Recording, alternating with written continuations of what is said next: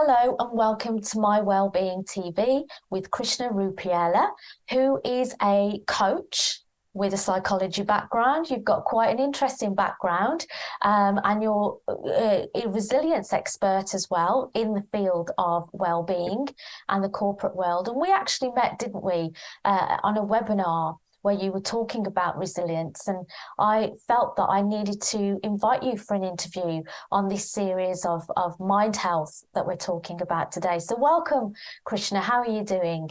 I'm very well, Christine. Thank you so much for inviting me. And absolutely, we did. We connected a few weeks ago, didn't we, through the resilience session that I delivered. So yeah, lovely to be here again.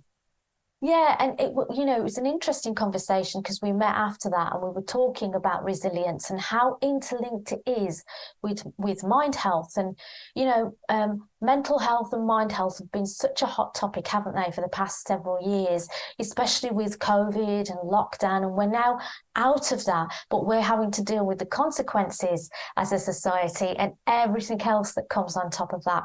So I thought, why not get you here and talk about mind health and what is mind health and what is brain health, and just share a few tips of some of the great work that you're doing out there in the field. Great. Yeah, I'm more than happy to.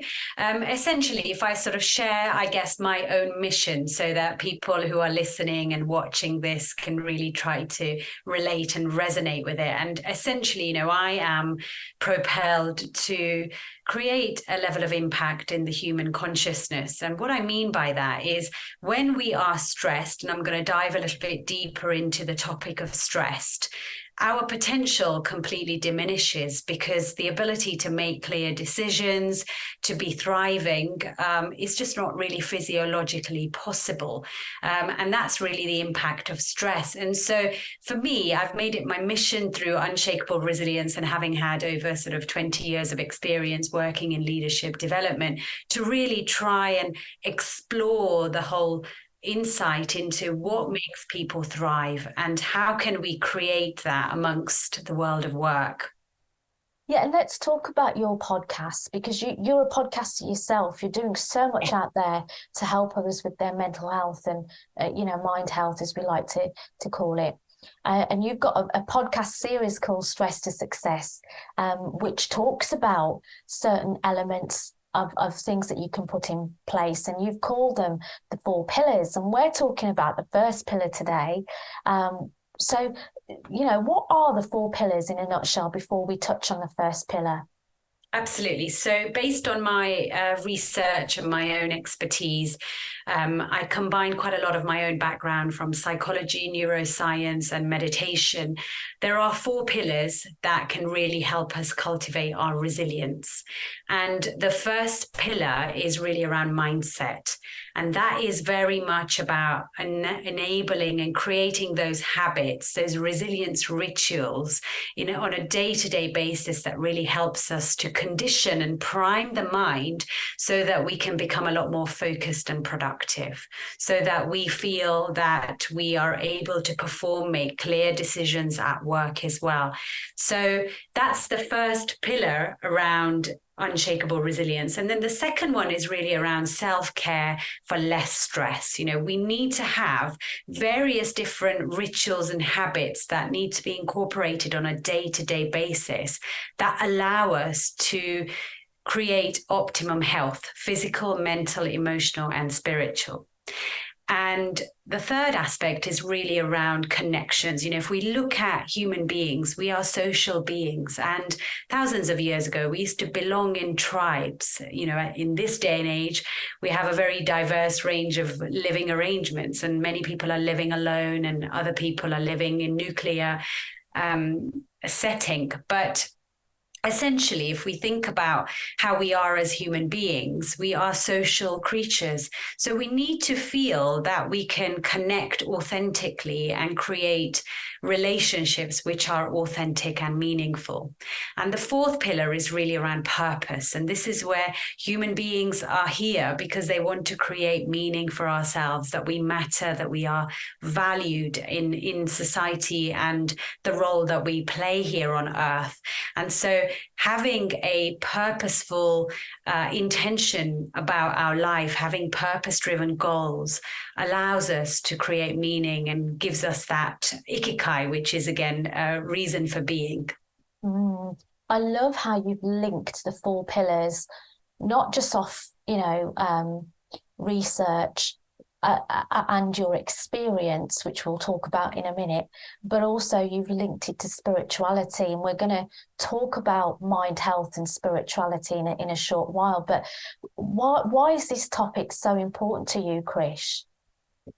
Well, I think my big story, I guess, that comes from my own inner struggles started when I was at university. So I had anxiety, and that was my journey into understanding kind of why is it that I feel anxious and what can I do? So on the one hand, I started to do yoga, and, that really helped with my mental well-being. I started flourishing in my exams, and that's been a journey for me. So I'm also a yoga teacher. But I think if we look at the world of work right now, post-COVID, the cost of poor mental health is costing the economy $56 million, according to Deloitte. Every 40 seconds, somebody is committing suicide. And there was a podcast that I was listening to recently from the Diary of a CEO. He's one of my favorite podcasters. And there was a guest on there that said that actually, if we look at the income levels in America, they have doubled over the last 40 years. But if we look at the happiness levels, it's actually diminished.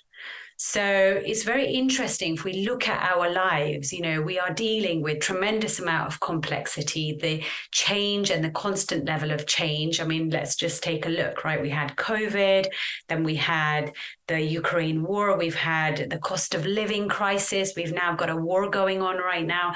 So we can all acknowledge the fact that life is becoming a lot more complex. And so what we need to think about from a logical perspective is either I have to let go some of my responsibilities that I have because I can't meet the demands, or either we need to create that internal strength and cultivate that resilience muscle. And I'm going to go into the science behind this in a moment, but essentially, there is very much a need. The cost of poor employee engagement is around $7 trillion, according to Gallup's research that was published last year. So we need to have a look very much that, the world of work is becoming increasingly fragmented and very complex, but the state of our mental health is totally in crisis. And so I'm one of the ambassadors amongst thousands of other well-being professionals who are out there on a mission to really help support people to create those well-being practices and habits so that they're able to take that journey from stress to success. That's amazing. And, what amazing work you're doing as well, because I know having, these conversations with you and being on a webinar with you talking about resilience, just touching on mind health then. Which is the first pillar that you talk about our mind. And in the biblical sense, of course, we have the renewing of the mind, which is very similar to the concepts that the world produces that are non-faith based. So why is the mind so important, Krishna, when it comes to resilience and building it? Absolutely. So let me ask you a question. Were you ever taught when you were younger how to manage your mind? Absolutely not. Like me as well. Because when I was younger, I was taught how to get good grades, work hard, study hard, get a good job, and live happily ever after. But nobody actually went into the fact that, if I was angry as a child, nobody really sort of helped me to channel that or make sense of that. So when we look at mind, we are looking at our thoughts and our emotions, and they're very interconnected and interlinked. And, our thoughts shape who we are and how we see the world and our model of reality. You could be sitting in paradise, you could be sitting in the Maldives, for example, but if your mind is disturbed with past memories of upset, of a difficult conversation that you might be having with a colleague, or a bad boss, or you might be having some difficulties in your personal life, you're not going to be at peace. You might be in the Maldives, but you're not going to be at peace. And likewise, we could be in the most modest of circumstances. And yet when we are connected to who we are, when we manage our mind in a very constructive way, then it allows us to create a level of connection to who we are, but also allows us to reduce the stress response in the body. So why is it that people find it so difficult to switch off?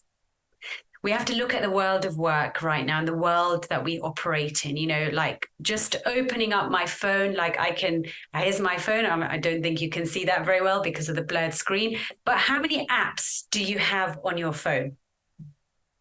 Thousands of apps, the number of times we check our messages, the constant level of stimuli is burdening our nervous system. And we are working in a way that isn't sustainable. It is just not sustainable to work with such intensity where we're constantly on that sympathetic overdrive. So really just to, again, explain very briefly to the listeners that when we are stressed, we activate a stress response. And we produce something called cortisol, which is our stress hormone. So that is necessary. We absolutely do need an element of cortisol because it motivates us to get out of bed and to get things going. So a certain level of stress is necessary.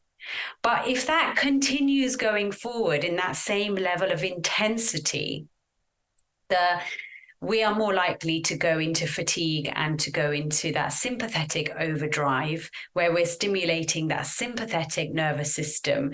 And it creates a dysregulation in the nervous system. And not only that, whenever we are stressed, it affects our thoughts. There's a real contraction. Perhaps you might be able to relate to that, Christine. If you've had a stressful time in your life, then you feel you're kind of closing in. Whereas when you're a lot more open or a lot more settled in your nervous system or a bit more rested, then there's a little bit more opening. And why does that actually matter? Because we view the world through our own subjective model of reality. So whenever we look at, our world is subjective based on our mind. And our mind needs to be primed, just like we have dental hygiene. We need to be looking at what am I doing to really manage my mind in terms of that mental hygiene ritual. I know for my brain, if I've been around too many people for a consecutive days, it overstimulates me. Yes. And to bring that down, I literally have to just have hours or a day to myself, not doing anything and possibly not even speaking to anyone, just to process. So I absolutely get about the stimuli aspect because it's everywhere, isn't it? You leave your home and you're trying to get to work and you've got to think about traffic or public transport. There's just so much that you have to think about. So do you think that COVID changed the map of our minds and the way that we think and make decisions? Absolutely. I think that COVID has amplified the necessity of prioritizing well-being. Because when I was working prior to COVID, I was working for Bayersdorf, a German FMCG organization who make Nivea. Everybody knows Nivea. I remember, 2014, that having conversations with the director about well-being interventions as well. And they did buy into it and it was quite powerful, but the urgency wasn't necessarily there. Whereas if we look at the data now, then we can see that a lot of organizations, over 50% of organizations are implementing well-being programs and interventions, and, they're having a lot more support for their people. If we look at the data around what happened as a consequence of COVID, the mental health challenges that people faced following COVID increased by 30%. So, it absolutely changed so much from a prioritization perspective, but also we've got a tsunami of change that we are constantly battling with. And so when we think about our basic needs as human beings, we want to feel safe and we want to feel secure in our own skin. That is really being diluted because there's so much uncertainty.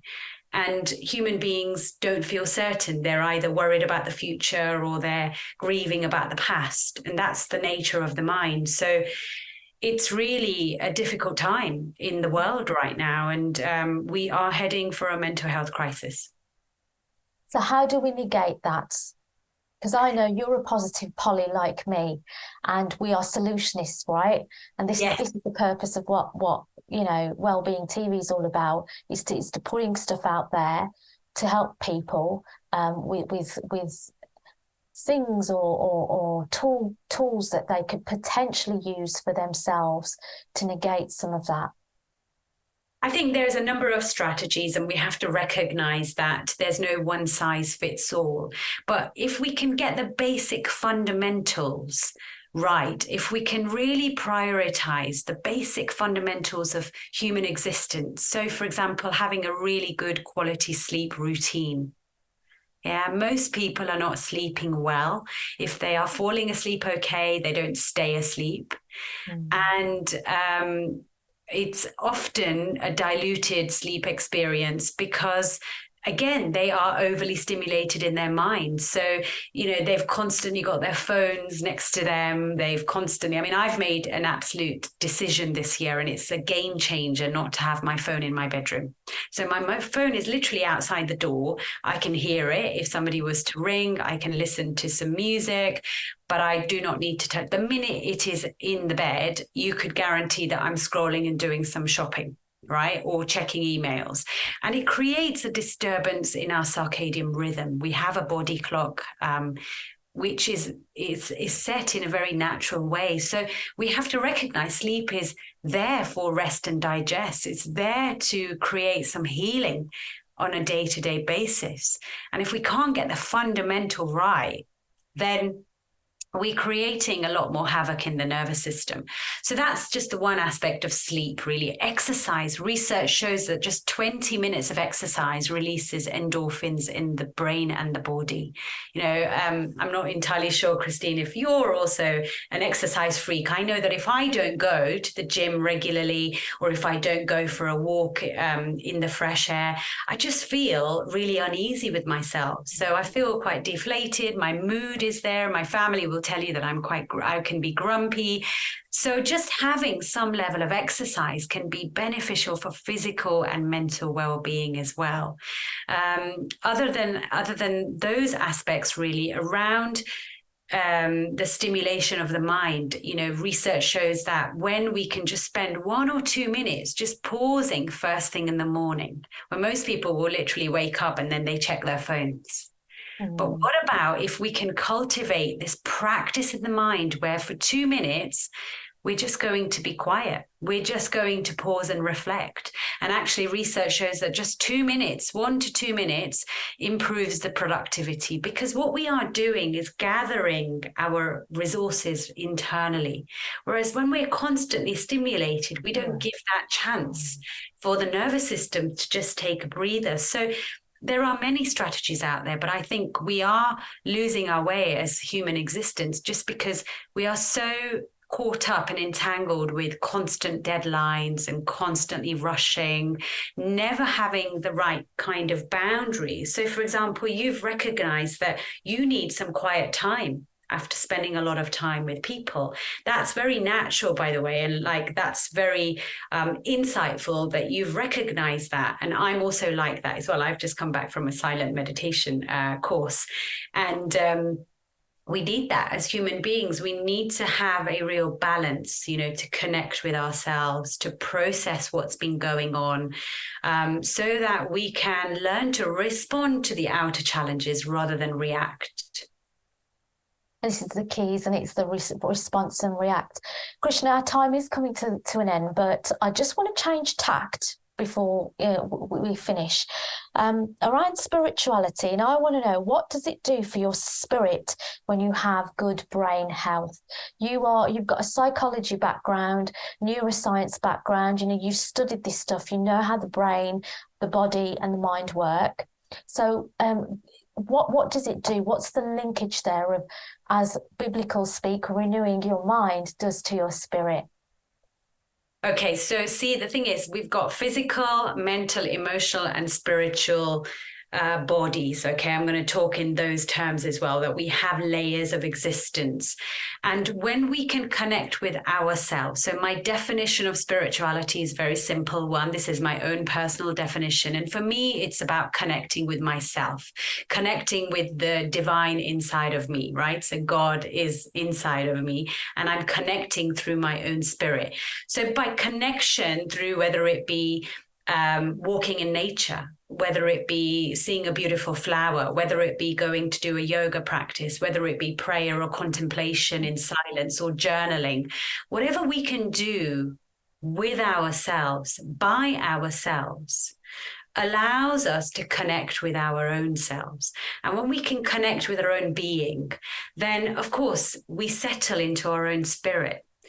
The reason why you like that sense of solitude is because you're settling into your own self. And then when you have a bit more activity in the outside world and the challenges that you have to see to, you've got an armor around you. Yeah. So you're better equipped to deal with the complexity. So in a nutshell, I could say that it's giving you the tools and the strategies to increase your capacity to deal with complexity. And in addition to that, I would say that beyond the spiritual connection for yourself, it's the connection that we have, with Yahweh and Yeshua and the Holy Spirit. So it's even going beyond that for some people. Yes. And we've got to start talking about the spirit and health and how it's connected and how our body works. And so very insightful that, many people have different meanings of that, but I love what you've done is that you've talked about the body and what stress responses do to your body and how actually resilience is part of our makeup. I think we were born to be resilient. Would you agree? Absolutely. There is a resilience muscle inside of us, but like anything, we need to just practice it. And, there's a great phrase is that neurons that fire together, they wire together. Yeah. So if we think about stress, if our mode of operation is stress and we're practice stress, how many years have we been practicing the worrying, the anxiety? The research shows, if I worried yesterday, I'm likely to worry today. If I'm worrying today, I'm going to worry tomorrow as well, because we're practicing the cultivation of worrying. So in that way, can we practice the cultivation of resilience? And going back to the connection of what you mentioned, something bigger and something divine, absolutely. That can only really come when we've got the basic fundamentals in place. If I haven't slept very well, I definitely don't feel connected to the bigger the spiritual energy around me. I definitely don't feel that. I just want to sleep because that's like my foundation. But once I've done that, once I've created that muscle, then it's about absolutely aligning with our higher source and higher energy fields. Absolutely. Thank you. Guys, if you want to check out Krishna, I would recommend Krishna's podcasts. Where can we find them, Krish? Well, they're everywhere. They're in Apple, they're on Spotify, they are in Google, and it's known as the Unshakable Resilience Show. So please do not hesitate. Yeah, definitely listen to them. And of course, I do offer consultancy in wellbeing, coaching, and resilience and leadership development. So if anybody wants to reach out to me and have an informal conversation around how I can help them, it could be that you are a leader, it could be that you're a busy professional, then I'd be more than happy to come and speak to you informally. Fantastic. And you can find Krish on Unshakable Resilience. If you put that in your search engines, it will come up and Krish's website will be there. Thank you for joining us today, Krish, and we hope to see you in the future. Thank you so much for having me.